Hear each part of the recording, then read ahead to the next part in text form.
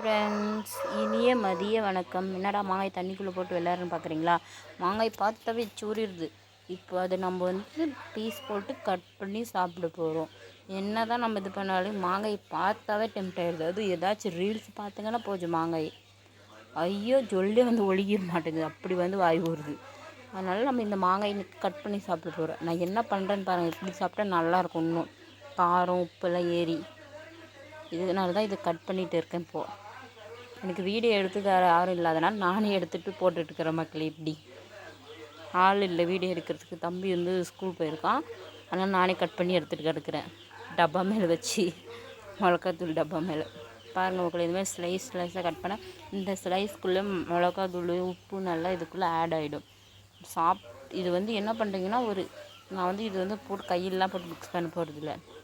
என்ன பண்ணுறேன்னு பாருங்கள். இப்படி டப்பாக்குள்ளே போட்டு உப்பு மிளகாத்தூள் அதில் போட போகிறேன். இப்போ போட்டு என்ன பண்ணுறேன்னு பாருங்கள். கொஞ்சம் மிளகாத்தூள், ரொம்ப போட்டுட்டிங்கன்னா ரொம்ப காரம் அடிக்கும். கொஞ்சம் மிளகாத்தூள், லைட்டாக உப்பு போடணும். ரொம்ப போட்டிங்கன்னா உப்பு அதிகமாகிடுச்சா உப்பு கக்கி எடுத்துக்கும். போட்டுட்டு இப்போ அந்த தட்டை போட்டு இப்போ உலுக்கிட்டு இப்படி போட்டு உழுக்கிறேன்னு பாருங்கள். உழுக்கிறன்னு பேரில் மிளகாத்தூள் உப்பெல்லாம் கீழே போட்டேன். பாருங்கள் எப்படி கொட்டின்னுக்கிறேன்னு. ஓப்பன் பண்ணலாம் பாருங்கள்.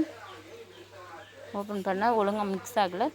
திரும்ப மிக்ஸ் பண்ணிட்டேன். இப்போது சாப்பிட்டு பாருங்கள். அப்படி எனக்கு வாய் ஜொல் வந்துட மாட்டேங்குது பாருங்கள். இப்போ உங்களுக்கு இந்த வீடியோவில் காமிச்சிட்டேன்.